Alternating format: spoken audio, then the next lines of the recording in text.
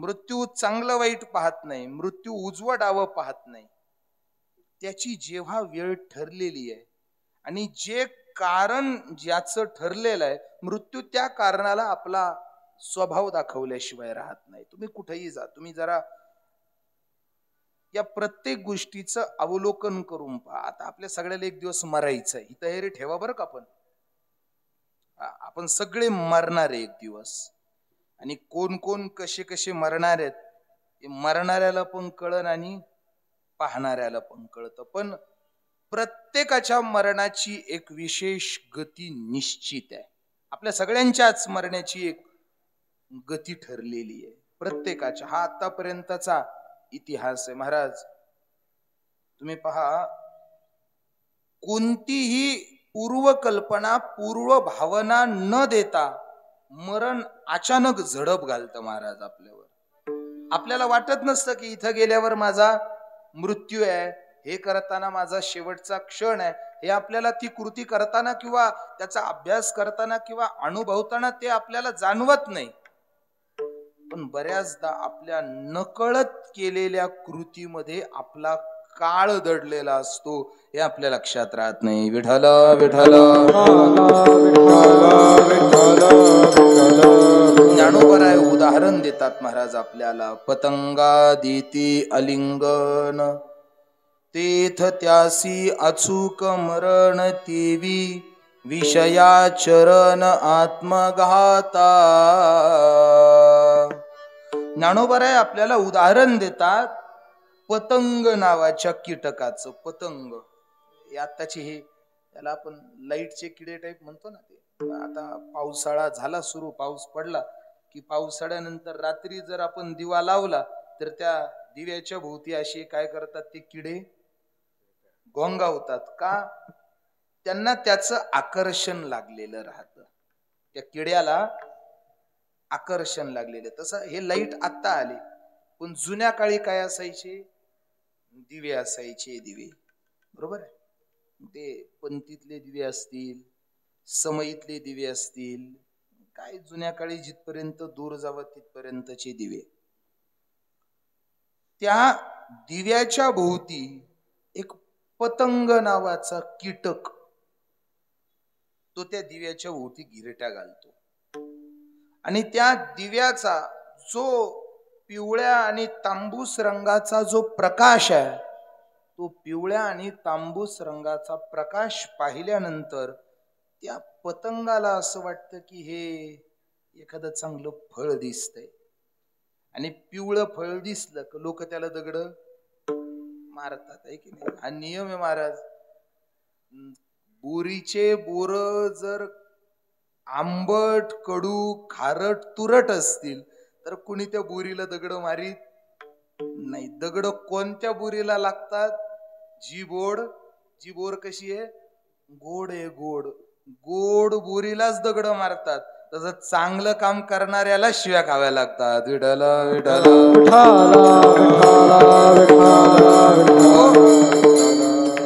त्या दिव्याच्या त्या प्रकाशाला पाहिलं की त्या पतंग नावाच्या कीटकाला असं वाटतं की हे फळ मला खायचंय.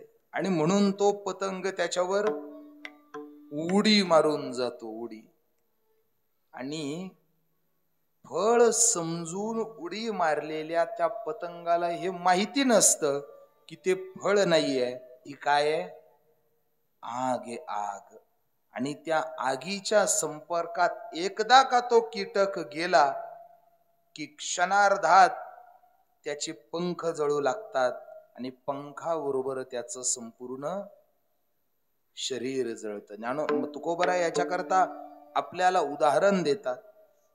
रंगी रंगे रे श्री रंगे, रंगी रंगे रे श्री रंगे, रंगी रंगे श्री रंगे, रंगी रंगे श्री रंगे.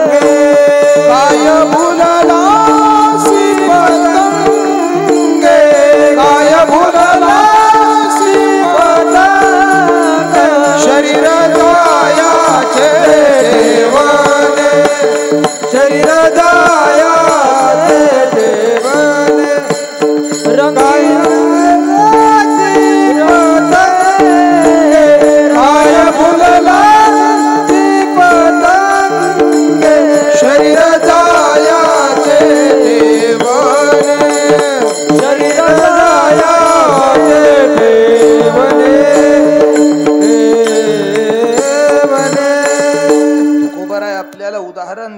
पतंगा नावाच्या कीटकाला बोलतात, त्याचं उदाहरण घेऊन बोलतात. काय बोललासी पतंगे, पतंगासारखं. आता मला सांगा, त्या कीटकाला हे माहिती होतं का की त्या दिव्यावर झडप घातल्यावर तो मरणार आहे? तुमचं काय मत आहे? कीर्तन ऐकताय ना? पण मला आवाज येतोय ना माझा? त्या कीटकाला हे माहिती होतं का की या दिव्यावरती झेप घेतल्यावर माझं काय आहे? मरण आहे. असं त्याला माहिती नव्हतं. पण ते फळ खाण्याची आशा, ते फळ खाण्याची अपेक्षा ही शेवटी त्याचा जीव घ्यायला कारण होते. महाराज, उदाहरण दिलं जातं एका मीन. मीन म्हणजे काय? बरीच यादी आहे महाराज संत वाङ्मयामध्ये आपल्याकडे. हरिणाचं उदाहरण दिलं जातं, हत्तीचं उदाहरण दिलं जातं. हरिण म्हणजे काय? ज्याचे सुंदर रंगाकार शिंग, ज्याच्या देहावर चांगल्या चांगल्या प्रकारची नक्षी असते, आणि मग त्याच्या त्या कातडीची, त्याच्या त्या देहाची अपेक्षा करणारा एक पारधी. तो पारधी त्या हरिणाला जाळ्यात अडकवण्यासाठी एक बीन नावाचं वाद्य आहे महाराज. बीन.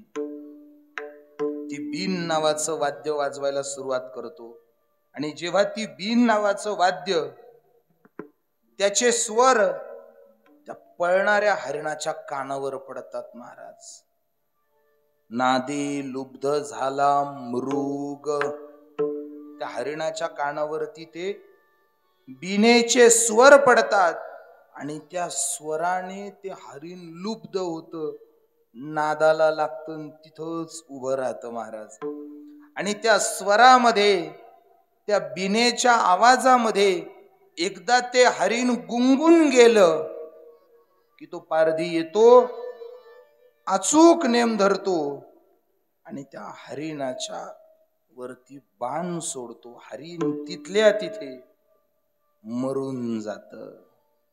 महाराज, ते हरिण मरत, पण मरताना त्या हरिणाला कळतं, अरे अरे अरे अरे अरे, मी चांगलं या बीनेच्या स्वराने नादी गुंगून गेलो, लुब्ध झालो, पण मला माहिती नव्हतं या बीनेच्या स्वरामध्ये माझा काय. म्हणून नको त्या नादाला फसणाऱ्या लोकांनी, जे लय गोड वाटतं ना आपल्याला, जे एरवी लय गोड वाटतं ना, विषयाचे सुख येथे वाटे गोड, पण हे आपण विसरतो, पुढे अवघड यमदंड, हे आपल्या लक्षात येत नाही. आणि मग आपण नको त्या विषयामध्ये भटकत चालतो, नको त्या नादाला लागतो. त्या हरिणाला नंतर कळतं की मी विनाकारण या बिनेच्या स्वराला भुलून गेलो. या बिनेच्या स्वराला भुलल्यामुळे आता माझा मृत्यू जवळ आलाय, माझा काळ जवळ आलाय, काळाने माझ्यावरती उडी टाकली आहे. पण अशाही अवस्थेत ते हरिण त्या पारध्याला विनंती करतं महाराज. एका ठिकाणी फार सुंदर वर्णन केलेलं आहे. ते हरिण त्या पारध्याला म्हणतं, क्या देखत हो पारधी, बुरा लगा है घाव,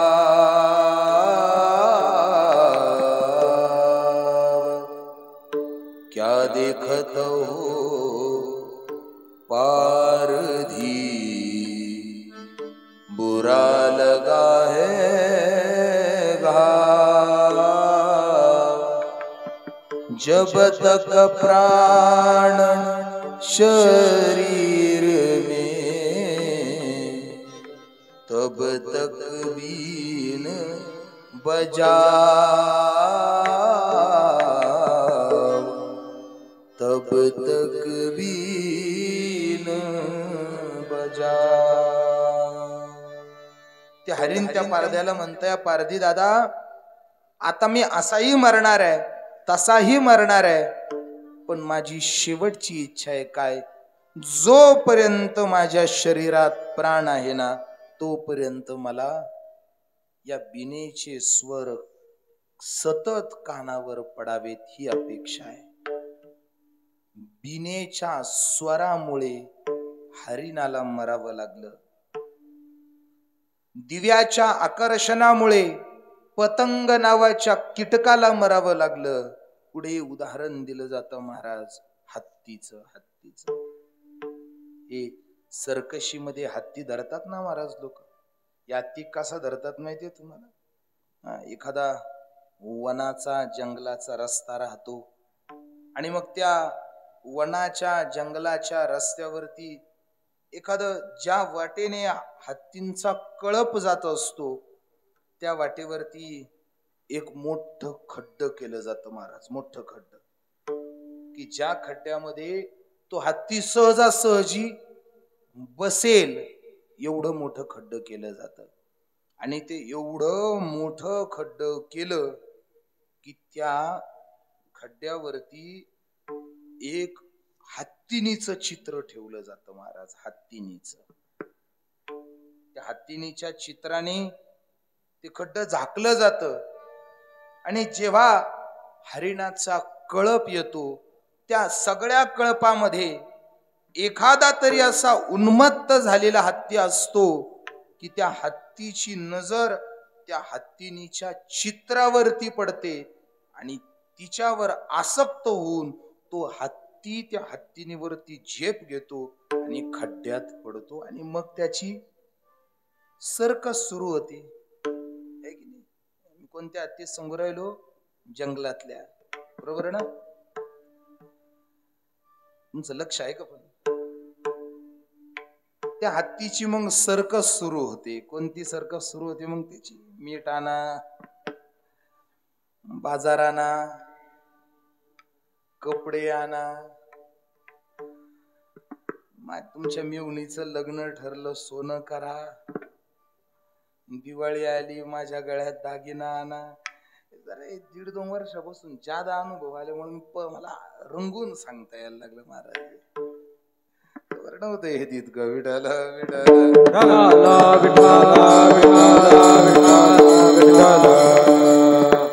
फक्त अपेक्षेमुळे पतंग नावाच्या कीटकाला मरावं लागलं. काय?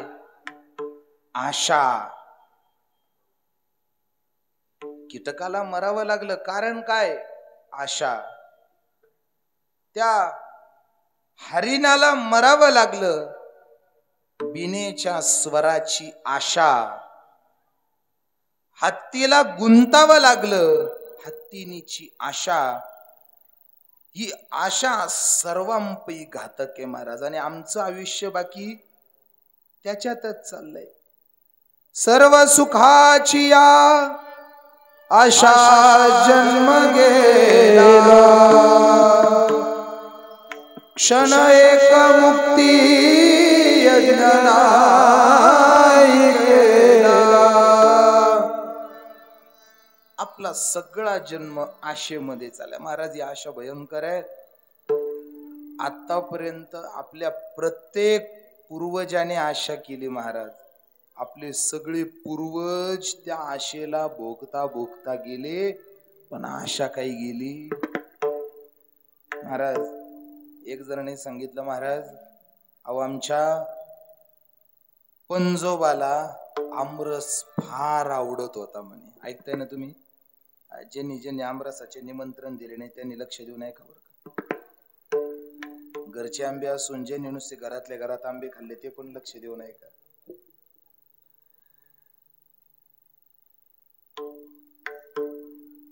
आमच्या पंजोबांना फार आमरस आवडायचा म्हणे. म्हटलं मग ते कुठं आहे आता? ते गेले.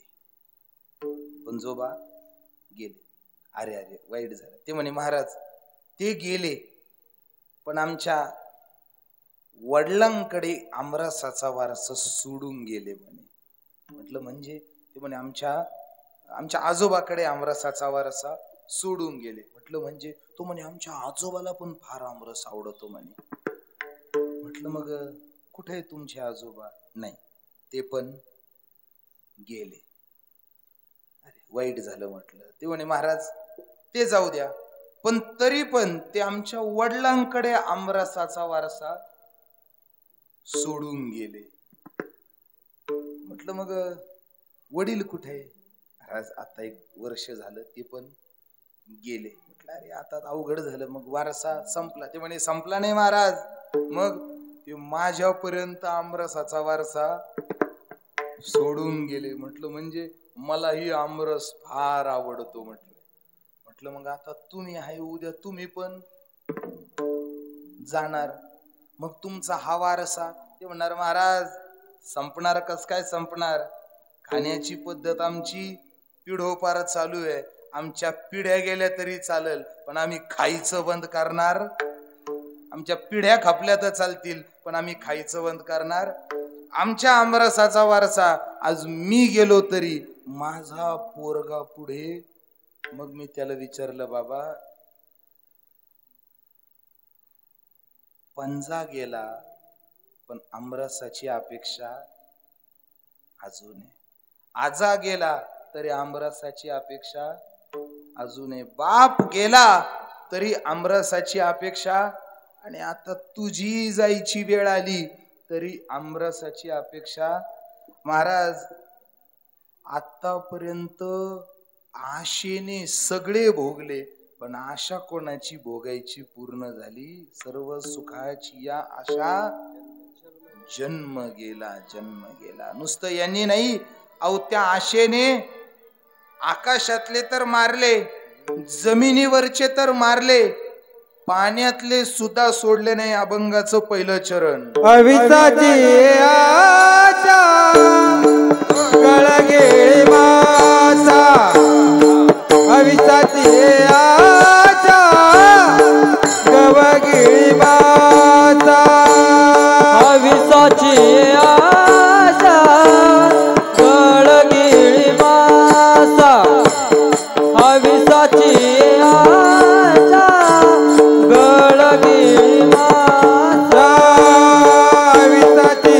आशा गळगिळी मासा, अविसाची आशा गळगिळी मासा, अविसाची आशा गळगिळी मासा, अविसाची आशा गळगिळी मासा.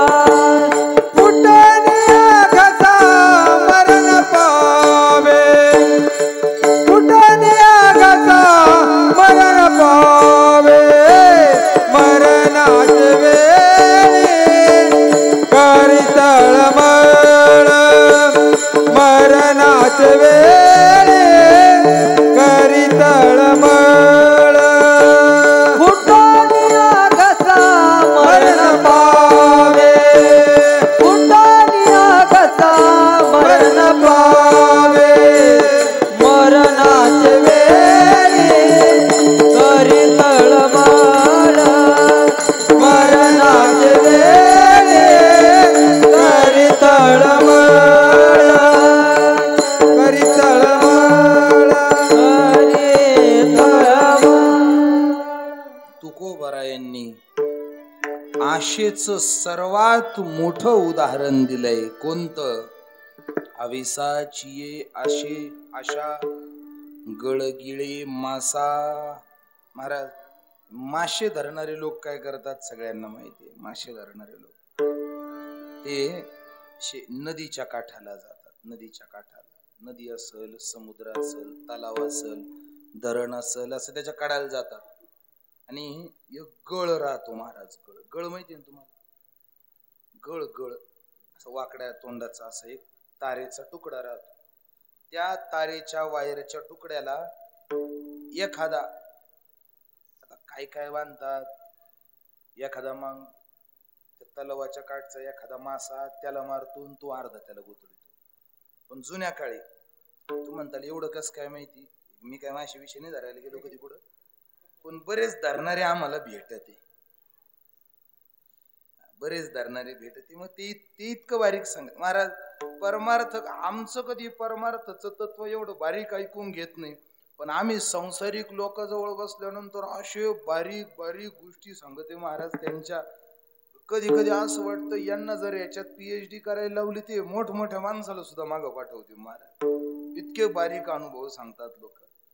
मग त्या गळाला एखादा दुसरा मासा बांधतात, एखादा मासा अर्धा कापतात, तो त्या गळाला बांधतात आणि तो गळ पाण्यात सोडतात. पाण्यात आता अर्धा कापलेला मासा, तो अर्धा कापलेला, आता हे काही योग्य आहे की अयोग्य आहे या बाबतीत काय आता चर्चा करणं जास्त अर्थपूर्ण इथं ठरणार नाही. कारण दरडं मारणं मला योग्य वाटतं तुम्ही करता आणि मग नंतर आयुष्यात पडझड झाली की मग म्हणता हे असं आमच्या आयुष्यात कसं झालं. महाराज, मुक्या प्राण्याचा, मुक्या जनावराचा जीव घेणं आणि त्या मुक्या प्राण्याचा जीव घेऊन नको त्या गोष्टी करणं हाल हाल. महाराज, तो मुका प्राणी, मुका जीव कधी चांगले आशीर्वाद आपल्याला देणार नाही. महाराज, आपल्या पुढच्या पिढ्या,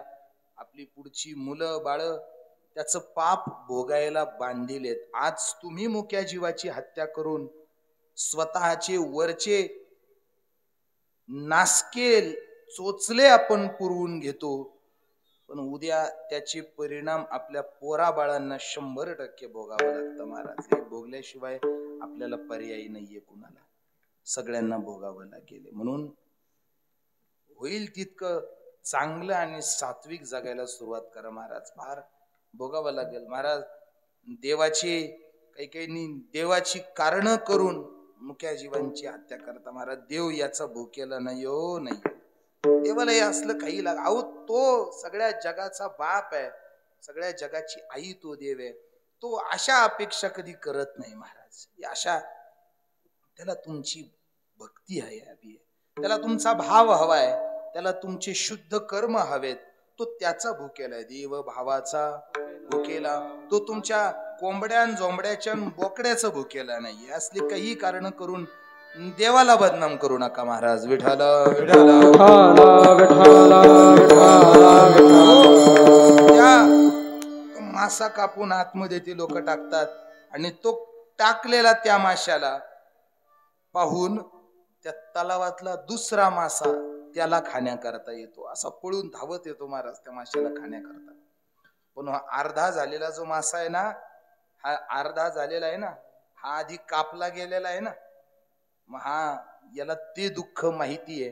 त्याला माहितीये मी पण अशाच अर्ध्या कापलेल्या माशाकडे जाऊन पळत गेलो होतो, म्हणून मला मरावं लागलं. त्यावेळी तो त्या येणाऱ्या माशाला समजावून सांगतो, तो जो येणारा मासा आहे त्याला तो समजावून सांगतो, मत पास आना तू मेरे लिए. तो जो अर्धा कापलेला मासा गळाला अडकलेला आहे ना, तो गळाला अडकलेला जो अर्धा कापलेला मासा आहे ना, तो त्या येणाऱ्या पळत येणाऱ्या याच्याकडे धावून येणाऱ्या माशाला समजावून सांगतो, मत पास आना तू मेरे लिए, अरे आधा हुआ मैं तेरे लिए. तू माझ्याकडे काय धावत पळत येऊ नको, अरे तुझ्या मरणासाठी मला अर्ध व्हावं लागलं रे. मत पास आना तू मेरे लिए, आधा हुआ मैं तेरे लिए. आणि जरी समजा त्या समोरच्या माशानं ऐकलं नाही तर हा पुढचं वाक्य बोलतो, जो पास आता है तू मेरे लिए तो याद रख ऊपर खड़ा है तेरे लिए. विठ्ठल विठ्ठल तो मासा समजावून सांगतोय त्याला की बाबा तू माझ्या अपेक्षेने येऊ नको, तुझ्यासाठी मला अर्ध व्हावं लागलं. जर मीही तुझ्यासारखाच असा भांबावत पळत गेलो होतो, पण मला मरावं लागलं, तू मरू नको. पण एवढं सांगून सुद्धा त्या माशाला ते पटत नाही आणि न पटल्यामुळे तो मासा पळत येतो, या अर्ध्या झालेल्या माशाला खाण्याच्या इच्छेने झडप घालतो आणि झडप घातल्या घातल्या होतं काय, अविसाची अशा गळ गिळे मासा, तो गळ त्याच्या घशामध्ये अडकतो आणि होतं काय, फुटोनिया घसा मरण पावे. तो दुसरा मासा पहिल्या माशाच्या अपेक्षेने मरतो. आता मला खरं सांगा, तुकाराम महाराजांनी अभंगात हे माशाचं सांगितलंय का? तुकाराम महाराजांनी हे जे अभंगात माशाचं उदाहरण दिलंय, हे काय गाथ्याचं पारायण मासे करणार आहे का? तुकाराम महाराजाच्या गावची लोक बसली तिथं, कानेगावकर, खरात पाटील. गाथेत तुकोबरायांनी हे जे माशाचं उदाहरण देऊन जो अभंग रचला, त्या अभंगाचं पारायण मासे करते का? मासे नाही करत, माणसं करतात, माणसं. मग गाथ्यातला अभंग माशासाठी आहे का माणसासाठी आहे?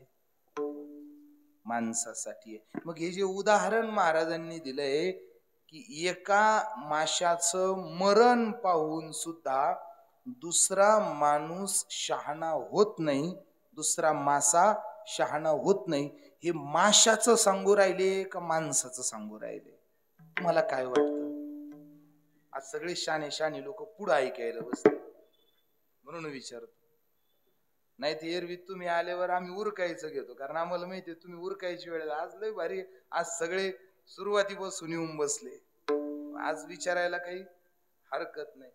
हे जे माशाचं तुकाराम महाराजांनी सांगितलंय, हे माशा करताय का माणसा करताय? ना माणसा करताय का? एक पाहतसे एकाचे दहने, सावध कान होई रे बापा. महाराज आतापर्यंत आपले सुद्धा असेच आशेने आजा मेला पण जा मेला बाप मसना गेला, आजा मेला पण जा मेला बाप मसना गेला. हे आजा मेला पण जा मेला बाप मसना गेला, आजा मेला पण जा मेला बाप मसना गेला.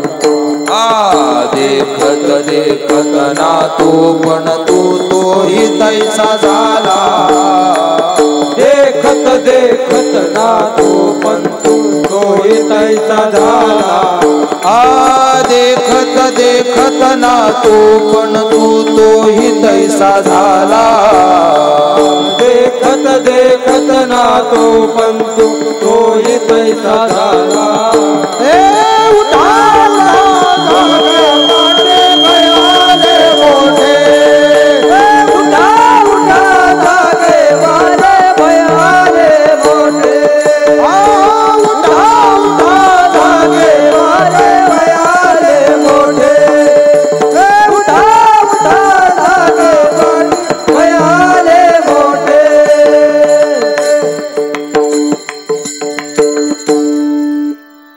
जे उदाहरण तुकोबाराय देतात त्याची तुलना आपल्या जीवनाबरोबर सुरू आहे.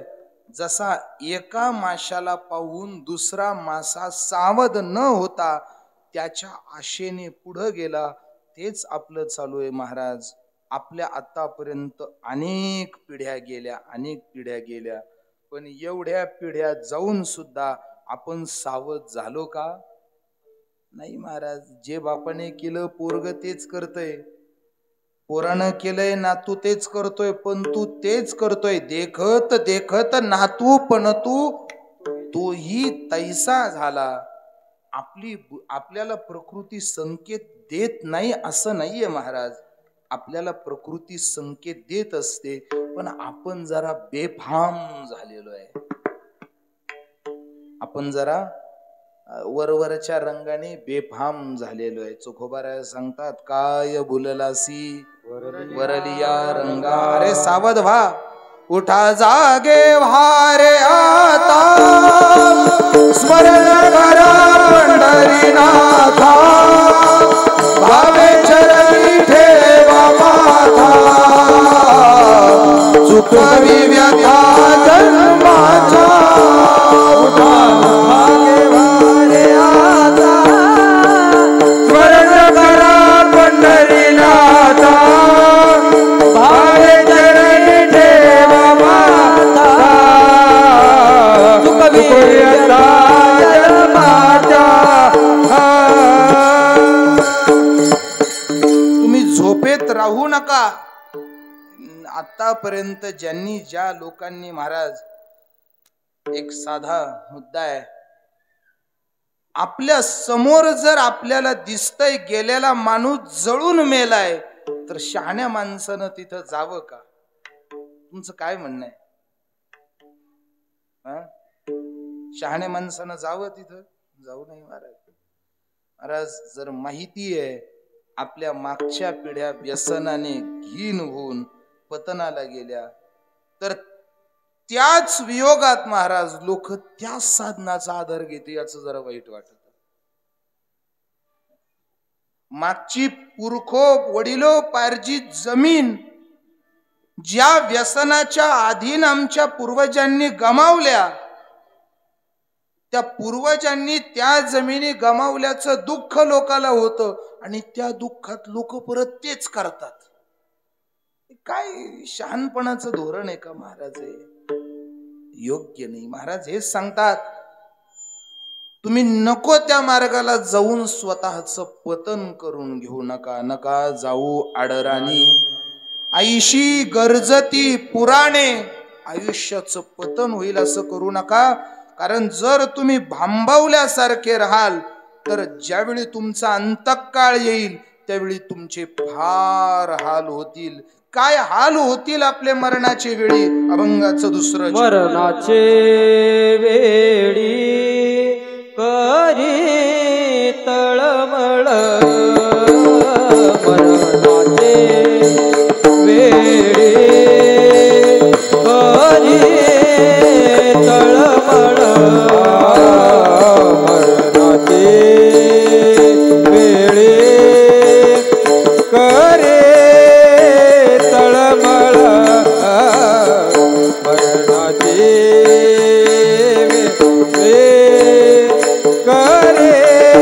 तळमळ,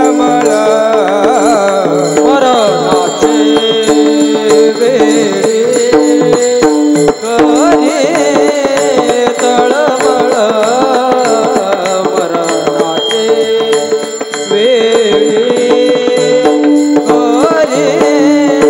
तळमळ, मरणाचे वेळी करे तळमळ, मरणाचे वेळी करे तळमळ, आठवी कृपाळ तिये वेळी, आठवी कृपाळ तिये वेळी, तिये वेळी, तिये वेळी, मरणाचे वेळी करे तळमळ, मरणाचे वेळी करे तळमळ, आठवी कृपाय तये वेळी, आठवी कृपाय तये वेळी, तये वेळी, तये वेळी, मरणाची वेळी करे तळमळ, मरणाची वेळी करे तळमळ.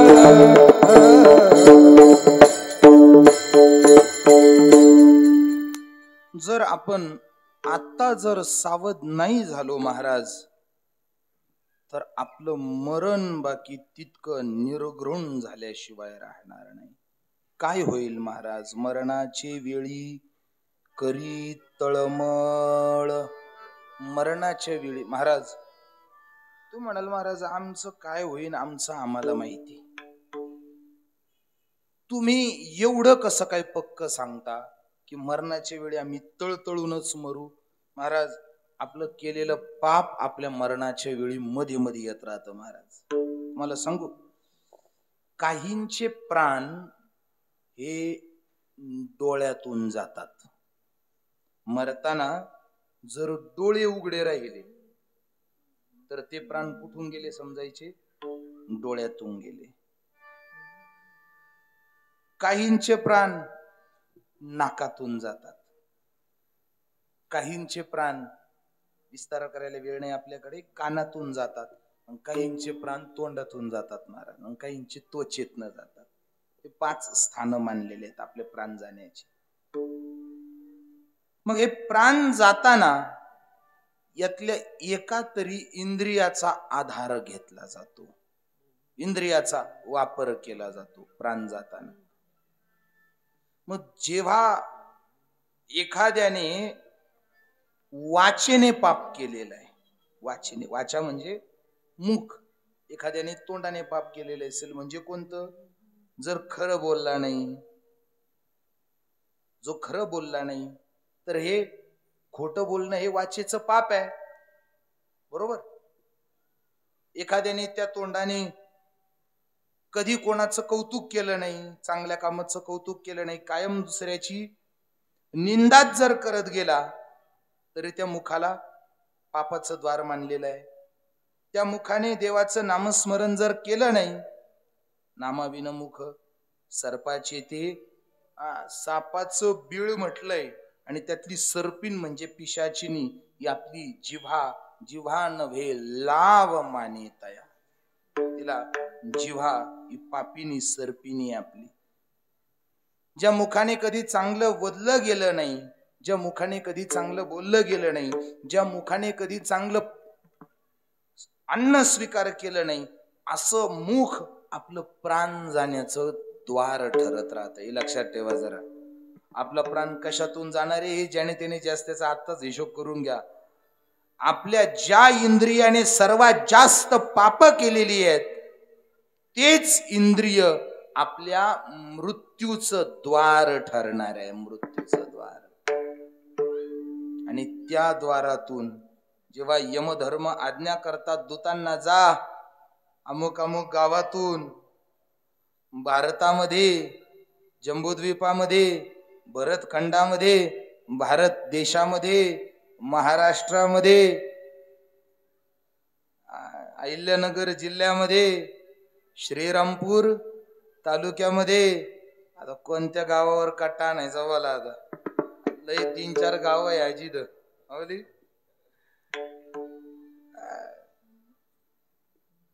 नको नको कोणत्या गावाला बोललं, उगं काही घडलं तर माझ्यावर यायचं परत ते ताज उग. अमुक अमुक गावामध्ये आणि या ठिकाणी तुमचं पुढचं गिऱ्हाईक आहे, जा त्याला उचलो नाना. तो यमदूत येतात महाराज, काळे भिन्न असतात यमदूत, भयंकर. आणि त्यांना पाहिल्यावर ते माणूस फडफडा गडबडा लोळायला लागतो, घाबरायला लागतो. आणि मग त्यांना ते यमदूत तिथं आले की मग ते त्याच्या आत सूळ सोडतात, आतला प्राण बाहेर काढतात. पण प्राण कुठून काढतात? जे इंद्रिय पापाचं द्वार बनलेलं आहे, तेच इंद्रिय त्याच्या मृत्यूचं देखील द्वार बनतं. म्हणून याने तोंडाने सारी घाणगुण केलेली राहते महाराज आतापर्यंत. यांनी कधी गावचं वातावरण याच्या तोंडाने चांगलं ठेवलेलं नसतं, यांनी चांगलं खाल्लं पिलेलं स्वतःच नसतं. पण याने कधी कोणाचं जमतं लग्न असलं का याने तिथं जाऊन आपलं तोंड घातलंच पाहिजे. चांगलं जमतं लग्न याने मोडलं पाहिजे. चांगलं बिनविरोध होत असली का याने तोंड घालून तिथं सगळा घोळ घातलाच पाहिजे. चांगला सप्ताह चालू असला का याने तोंड. ते यमदूत त्याच्या तोंडाचा वापर करतात. कशा करता? प्राण ओढण्याकरता. आणि मग ते प्राण ओढण्याकरता तोंडाच्या आत त्यांनी सूळ घातला की मग ते प्राण ओढायला लागतं महाराज. त्याचा प्राण तसा सहज बाहेर येणारा लागतो, पण त्याचं पाप त्या द्वारात आडवं येतं. मग काय? मग त्याच्या तोंडात वात, पित्त, कफ जमा होतो महाराज. मरताना हे सगळं वर येतं बरं का. मरणाऱ्या माणसाचं चांगलं निरीक्षण करा महाराज, मरणाऱ्या माणसाचं चांगलं निरीक्षण करा. हे वात, पित्त, कफ हे त्याच्या मुखामाटे जो प्राण बाहेर येणार आहे ना, त्या प्राणाला मध्ये प्रतिबंध आणण्याकरता मध्ये येतात.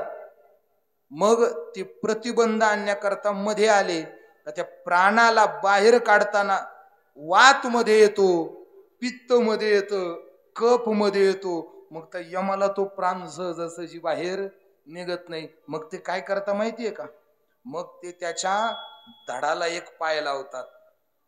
असं ओढीत राहतात महाराज, ओढीत ओढता. आणि त्या ओढताना सगळ्यात जादा त्रास कुणाला होतो महाराज? मग त्या देहाला तडफडायला लागतो महाराज. लाही करतो तो देह. का? कारण यमधर्म प्राण बाहेर ओढत राहतो आणि याच्या पापाने आत साचलेले वात, पित्त, कप हे त्या प्राणाला आतमध्ये ओढून धरतात आणि या ओढातानी त्याची पार हालहाल होतात महाराज. हालहाल, मरणाची वेरी करी तळमळ. आणि त्याचे ते हाल पाहून जवळचे सगळे काय होतात? थांबत नाही महाराज. माणूस जर असा मरताना तडफडायला लागला ना, तो लोक किती प्रयत्न करतात. त्याला खाली ठेवा, दरवाजा उघडा ठेवा, कुणी दरवाजात बसू नका. त्याचं डोकं पुढं करा, त्याला उत्तरेकडे डोकं करा म्हणे. त्याचं का? तिकडे डोकं केल्यावर प्राण लवकर. अरे किती काय आपल्याला मारण्याकरता कटकारस्थान चालतं, काही लक्षात येतं का नाही तुमच्या? ज्यांच्यासाठी तुम्ही तरफडलात ते तुम्ही लवकर मारावे म्हणून प्रयत्न करतात. महाराज लोकांचं सोडून द्या महाराज. वृंदावनामध्ये हरिद्वार मध्ये अशी घटना झाली. एका साधूचा प्राण गुंतला तर त्याच्या विद्यार्थ्यांनी 8 दिवस पूजा बंद ठेवली. पूजा का? पूजा बंद केली तर गुरु लवकर मरण.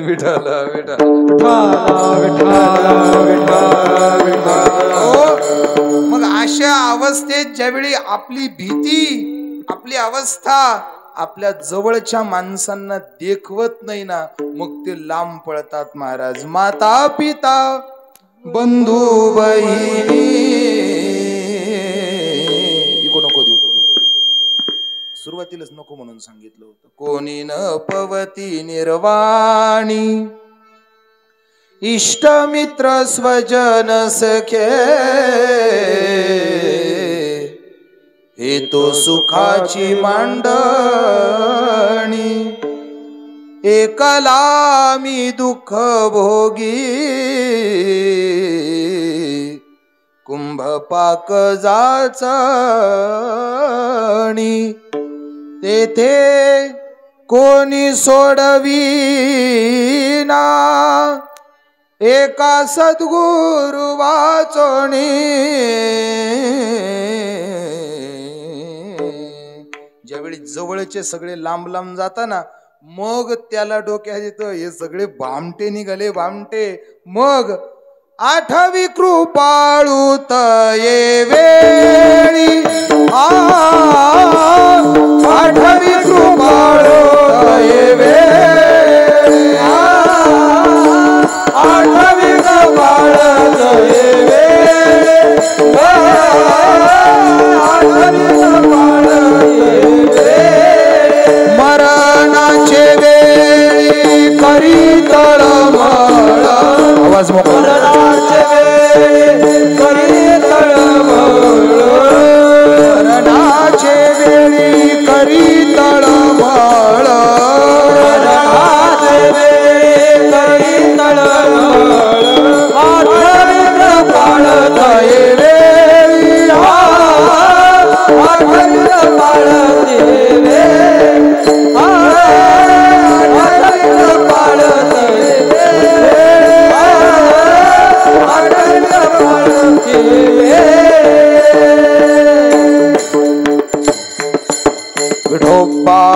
रखुमा हात वर करा, भजन करा सगळे म्हणा.